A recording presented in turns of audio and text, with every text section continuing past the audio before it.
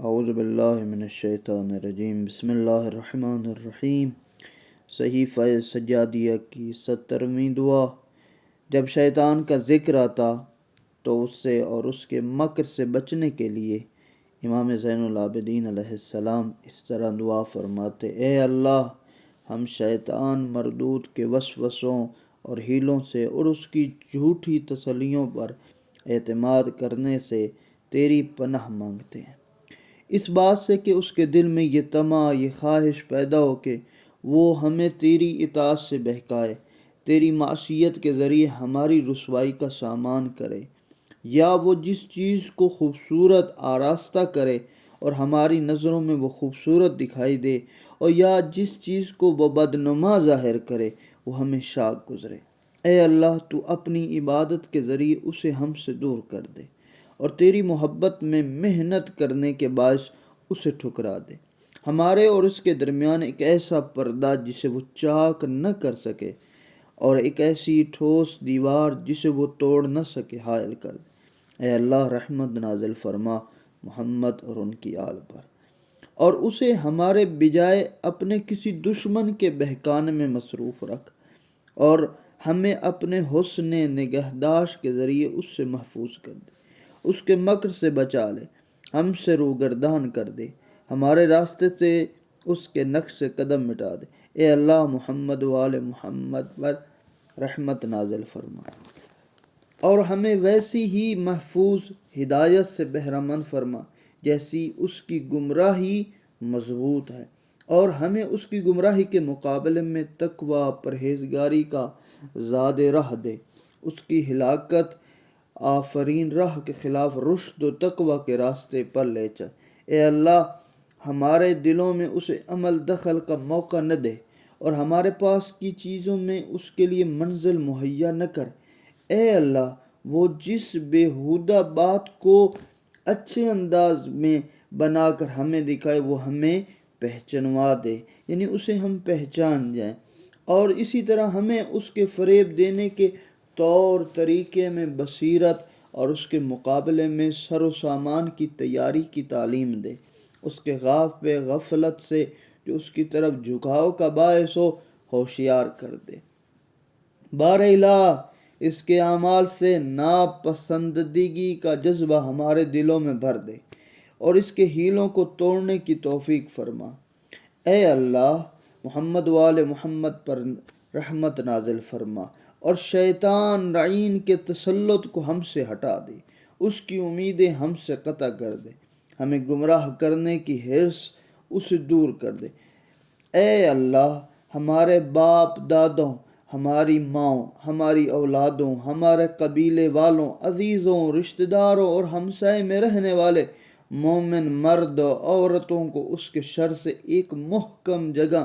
حفاظت کرنے والے قلعے اور روک تھام کرنے والی پناہ میں رکھ، اس سے بچا لے جانے والی زیرات ہیں انہیں پہنا اور اس کے مقابلے میں تیز دھار والے ہتھیار انہیں عطا کر۔ یعنی مولا فرمانا چاہتے ہیں ہمیں تقوی کا لباس پہنا اور ہمیں پرہیزگاری کا، تاکہ ہم اس کا مقابلہ کر سکیں۔ بار الہ، اس دعا میں ان لوگوں کو بھی شامل کر جو تیری ربوبیت کی گواہی دیں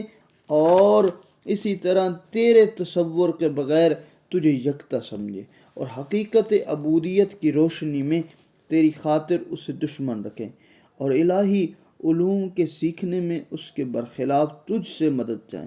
اے اللہ، جو گرہ وہ لگائے اسے کھول دے، جسے جوڑے اسے توڑ دے، جو تدبیر کرے اسے ناکام بنا دے، جب کوئی ارادہ کرے اسے روک دے، جسے فراہم کرے اسے درہم برہم کر دے۔ خدایا، اس کے لشکر کو شکست دے، اس کے مکر و فریب کو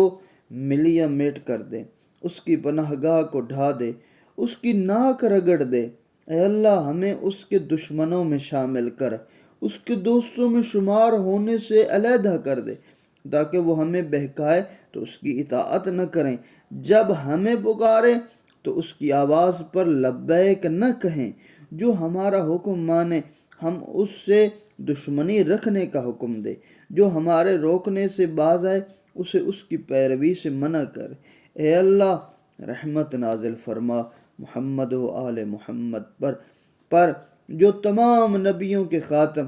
اور سب رسولوں کے سرتاج، ان کے اہل بیت پر جو طیب و طاہر ہیں، ہمارے عزیزوں، بھائیوں اور تمام مومن مرد و عورت کو اس چیز سے پناہ میں رکھ جس سے ہم نے پناہ مانگی ہے، اور جس چیز سے خوف کھاتے ہوئے ہم نے تجھ سے امان چاہیے اس سے امان دے، اور جو درخواست کی ہے اسے منظور فرما، جس کے طلب کرنے میں غفلت ہو گئی ہے اسے مرحمت فرما، جسے بھول گئے ہیں اسے ہمارے لیے محفوظ رکھ، اور اس وسیلے سے ہمیں نیکوکاروں کے درجوں اور ایمان کے مرتبوں تک پہنچا دے۔ اے ہماری دعا قبول فرمانے والے ذات، تو جہاں کا پروردگار ہے، ہماری دعاؤں کو قبول فرما۔ یہاں پر امام زین العابدین علیہ السلام نے ایک ایک شیطان کے کام کو دور کرنے کے لیے ذات پروردگار کے حضور دعا مانگی ہے۔ پیغمبر اکرم کا فرمان ہے کہ انسان کے دل میں دو طرح کے خیالات آتے ہیں، ایک ملک کی جانب سے کہ وہ دل میں نیکی کا ارادہ اور حق کی تصدیق کا جذبہ پیدا کرتے ہیں، دوسرے شیطان کی طرف سے، یعنی ملک یعنی ذات پروردگار،